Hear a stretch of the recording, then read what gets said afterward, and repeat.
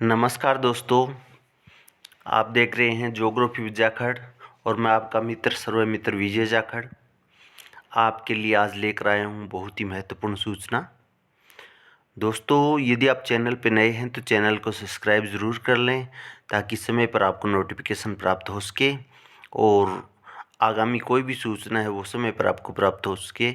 और अपने मित्रों के साथ तथा ग्रुप्स में ज़्यादा से ज़्यादा संख्या में शेयर कर दें ताकि सब तक ये जानकारी पहुंच सके। दोस्तों, राजस्थान कर्मचारी चयन बोर्ड जयपुर राजस्थान कर्मचारी चयन बोर्ड जयपुर के द्वारा 16/1/2023 आज ही के दिन विज्ञप्ति जारी की गई है सूचना सहायक सीधी भर्ती 2023 के लिए। दोस्तों, इसमें जो पद रहेंगे, कितने पद हैं, कौन सी प्रक्रिया रहेगी भरने की और कहाँ से आप आवेदन कर सकते हैं, कितनी तारीख से कितनी तारीख के बीच आवेदन की तिथि है, इन सारी बातों पर चर्चा करेंगे। साथ ही हम बात करेंगे पाठ्यक्रम की। पाठ्यक्रम भी इसमें साथ ही दे दिया गया है, तो आपको ज़्यादा भटकने की आवश्यकता नहीं है। इसी वीडियो में बने रहें, लंबे समय तक अंत तक इस वीडियो को देखें ताकि आपको इससे संबंधित सूचना मिल सके। दोस्तों, तो चलते हैं बिना देर किए। देखो, आपके टोटल जो पद हैं वो 2370 पद हैं। 2370 पदों के लिए वैकेंसी निकली है। 2370 जो पद हैं उनमें से 2415 जो पद हैं वो नॉन टीएसपी एरिया के लिए हैं और 315 पद हैं वो टीएसपी एरिया के लिए हैं। इस प्रकार से 2730 पद आपके हैं और आवेदन पूर्णतः ऑनलाइन ही होंगे, ये ध्यान रखें। आवेदन की प्रक्रिया जो होगी उसके बारे में पूरा समझाया गया है यहाँ। आवेदन की जो प्रक्रिया है दोस्तों वो इस प्रकार से रहेगी। आपको rsmssb.rajasthan.gov.in पर उपलब्ध अप्लाई ऑनलाइन लिंक को क्लिक करके अथवा SSO आईडी से आप SSO rajasthan.gov.in पर लॉगिन करके सिटीजन ऐप में उपलब्ध रिक्रूटमेंट पोर्टल पर जाकर भी फॉर्म अप्लाई कर सकते हैं। इसके लिए आपको करना क्या होगा दोस्तों, OTR करना होगा। OTR का मतलब हो गया one time registration.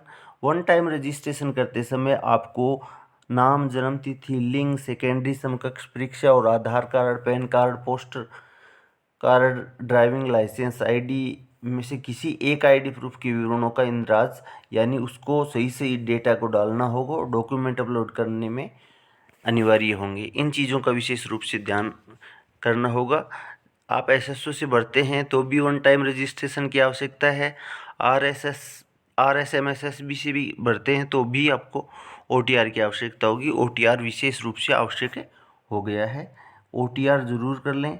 OTR registration आधार कार्ड, ओरिजिनल आधार कार्ड के माध्यम से न करके SSO आईडी के माध्यम से करता है तो उसी सेकेंडरी अंक तालिका अन्य दस्तावेज, ये तरीका बेटर रहेगा कि आप अंक तालिका के आधार पे, क्योंकि वहाँ पे गलतियाँ नहीं होती, आपके आईडी में गलती हो सकती है। नेक्स्ट जो महत्वपूर्ण बात है उस पर अपन चर्चा करेंगे। कई बार क्या करते हैं आवेदक, ऑनलाइन आवेदन करने के पश्चात आवेदन पत्र क्रमांक आवश्यक रूप से प्राप्त होगा, यानी आपको एप्लीकेशन आईडी नंबर है वो मिलेगा और आवेदन पत्र सबमिट करना तभी माना जाएगा जब आपने आवेदन पत्र जमा कर दिया है, आपका एप्लीकेशन आईडी नंबर आ गया है। यदि आपका एप्लीकेशन आईडी नहीं आया है तो इसका मतलब आपका आवेदन नहीं हुआ। ये विशेष रूप से ध्यान रखें। ऑनलाइन एप्लीकेशन फॉर्म स्वीकार किए जाएंगे, ऑफलाइन किसी हालत में स्वीकार नहीं किए जाएंगे। आवेदन की परीक्षा शुल्क किस प्रकार से रहेगा उस पर भी चर्चा कर लेते हैं। देखो, सामान्य वर्ग जो है वो और क्रीमीलेयर श्रेणी, पिछड़ा वर्ग और अति पिछड़ा वर्ग के आवेदक हैं वो 450 रुपये देंगे और OBC के अंदर जो नॉन क्रीमी लेयर में आते हैं वो और अति पिछड़ा वर्ग के और आर्थिक रूप से कमजोर EWS के आते हैं उनको 350 रुपये फीस के रूप में देने होंगे। समस्त विशेष योग्यजन जो होते हैं अनुसूचित जाति और जनजाति के जो हैं उनके लिए 250 रुपये हैं। नेक्स्ट आगे देखते हैं। सूचना सहायक रिक्त पदों का वर्गवार आरक्षण इस प्रकार से रहेगा। नॉन टीएसपी की अगर बात करें तो आपके सामान्य जो है उसके अंदर पुरुषों की सीट रहेंगी 798 और सामान्य महिला यानी 229, उसमें भी विधवा हैं उनके लिए 91 और परित्यक्ता के लिए 22 सीटें रिजर्व रहेंगी। दोस्तों अनुसूचित एससी के लिए, अनुसूचित जाति के लिए 210 पुरुषों की हैं, 60 महिला, 24 विधवा और 6 परित्यक्ता के लिए। अनुसूचित जनजाति में 299, 86, 34 और 8। अगर अपन बात करें ओबीसी की तो ओबीसी की सीटें भी बहुत कम हैं दोस्तों। इसके अंदर आप देख सकते हैं ओबीसी को मात्र 119 सीटें दी गई हैं पुरुषों को और 31 सीटें ये दी गई हैं, 13 और 3 ये दी गई हैं। इस प्रकार से आप देख सकते हैं अति पिछड़ा वर्ग, आर्थिक रूप से कमज़ोर वर्ग है, इनको सब आपके अलग अलग से डिवीज़न किया गया है। फिर अगर ओरिजेंटल रिजर्वेशन देखें तो ओरिजेंटल ये तो आपका ओरिजेंटल नहीं है, ये क्षितिज जो ओरिजेंटल होता है, ओरिजेंटल में दिव्यांग आते हैं, भूतपूर्व सैनिक आते हैं, उत्कृष्ट खिलाड़ी आते हैं, इन सब की सीटें भी रिजर्व होती हैं। और निशक्त जन बैकलॉग के जो लोग हैं उनके लिए भी, अगर BLW हैं आप तो 25 सीटें आपके लिए, HI हैं तो आप 24 सीटें, LDCP हैं तो आपके लिए 24 सीटें, MIMD हैं तो आपके लिए 24 सीटें हैं। और भूतपूर्व सैनिकों की भी जनरल की 143, EWS की 30। इस प्रकार से रिजर्वेशन आपका क्षितिज रिजर्वेशन है। और अगर उत्कृष्ट खिलाड़ी हैं तो आपके लिए 48 सीटें रिजर्व हैं। निशक्त जनों के लिए 43 सीटें ये हैं और 46 सीटें हैं। इस प्रकार से काफ़ी सीटें इनको भी मिली हैं। अगर आगे बात करें हम तो विशेष रूप से इसमें ओरिजेंटल तो ये हो गया, उसके बाद देखो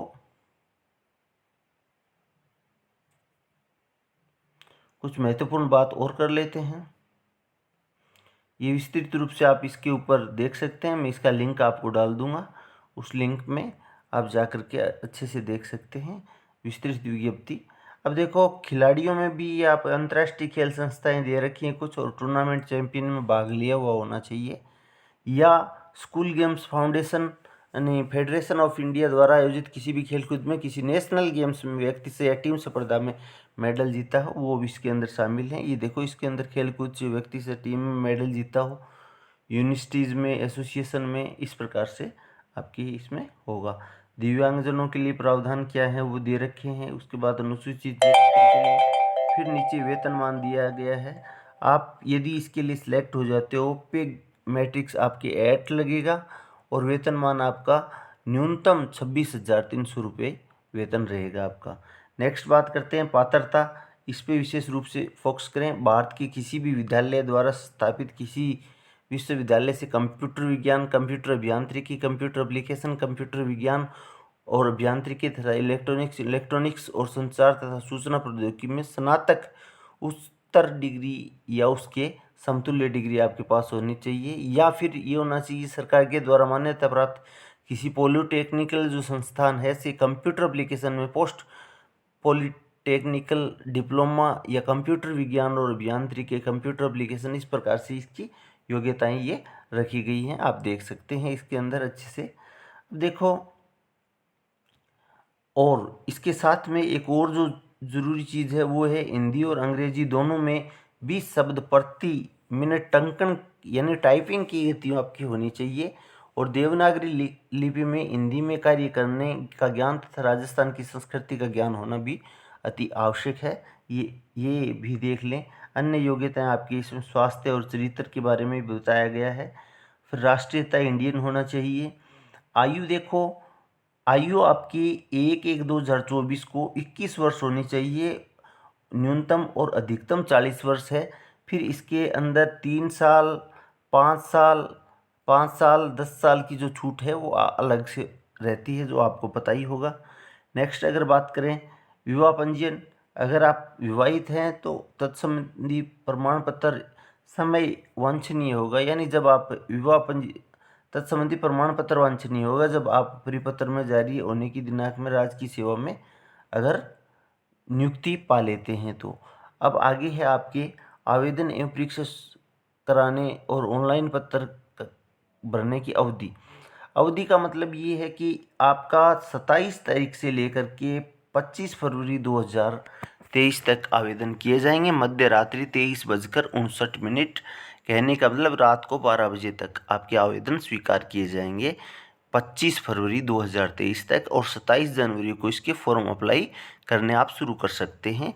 इसके बाद आपका लिंक निष्क्रिय हो जाएगा, उसके बाद आप आवेदन नहीं कर पाएंगे। परीक्षा का आयोजन है वो जुलाई में होगा। परीक्षा की तिथि भी लगभग तय है, जुलाई के महीने में आपका पेपर हो जाएगा। प्रवेश पत्र हैं वो आपके जो आप नंबर देते हो, टोकन नंबर का ध्यान रखना होगा। CSC से आप कटवाते हो तो ऑनलाइन आवेदन की जानकारी है, आपको मेल से या फिर आपका फ़ोन नंबर है उस पर मैसेज आ जाएगा। उसके बाद ऑनलाइन आप निकाल सकते हैं।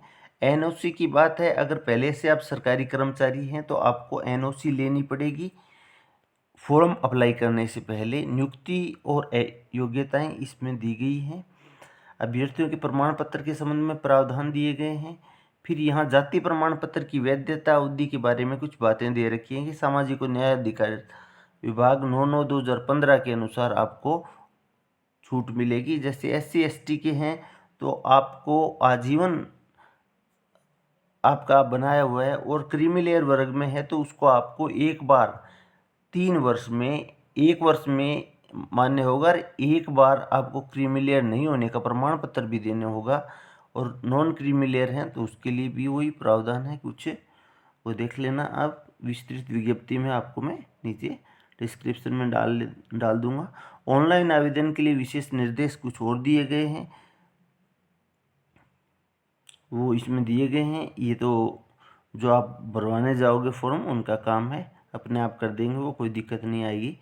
ऑनलाइन आवेदन में संशोधन की प्रक्रिया, हाँ कोई गलती कर देते हो आप फॉर्म अप्लाई करते समय, यदि ऑनलाइन आवेदन में स्वयं के नाम, पिता के नाम, माता का नाम, लिंग, जन्म तिथि के अतिरिक्त अन्य त्रुटि संशोधन निम्नानुसार कर सकते हैं। यदि अन्य किसी भी प्रकार की गलती कर देते हैं तो 300 रुपये शुल्क के साथ, और 7 दिन में 7 दिवस, जिस दिन आपने फॉर्म अप्लाई किया है उसके 7 दिवस के अंदर आप उनमें संशोधन करवा सकते हैं। और फिर भी अगर आप संशोधन नहीं करा पाते हैं, किसी कारणवश भूल से आप बाद में देखते हैं, तो 300 रुपये शुल्क के साथ जब आपका 7 दिवस की अंतिम दिनांक, आवेदन करने की अंतिम जो दिनांक है उसके 7 दिवस के भीतर भी इसमें संशोधन नहीं कर पाते हैं तो ऑनलाइन आवेदन में संशोधन करने में एक और अंतिम अवसर आयोजन आपके परीक्षा के बाद आपको संशोधन के लिए 7 दिन दिए जाते हैं दोस्तों, उस समय भी आप करवा सकते हैं।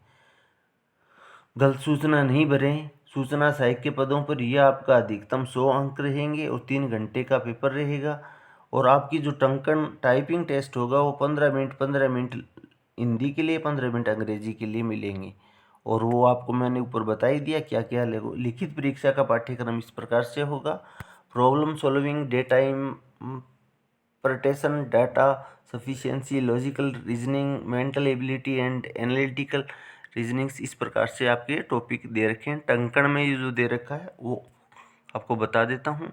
सूचना सहायक भर्ती परीक्षा में अभ्यर्थियों को जो लिखित परीक्षा है कुल मिलाकर न्यूनतम 40% अंक प्राप्त करें। लिखित परीक्षा में अर्हता प्राप्त अभी प्राप्त किया हुआ समझा जाएगा, किंतु अनुसूचित जनजाति तथा जाति के लिए अभ्यर्थियों के लिए लिखित परीक्षा में 36 अंक लाने होंगे, 36%। बोर्ड नियुक्ति प्राधिकरण अपने विवेक से कुल मिलाकर 3 तक अनुग्रह अंक प्रदान कर सकेगा। बोर्ड की वेबसाइट ये आपके दे दी गई है, rsmssb.rajasthan.gov.in पर आप विस्तृत विज्ञप्ति आप देख सकते हैं। धन्यवाद दोस्तों, ये था आपका आज की जानकारी, सूचना सहायक की जो भर्ती निकली है उसकी जानकारी। अब अलविदा लेते हैं और कल फिर मिलेंगे एक नई वीडियो के साथ। तब तक के लिए धन्यवाद दोस्तों। Okay, good night.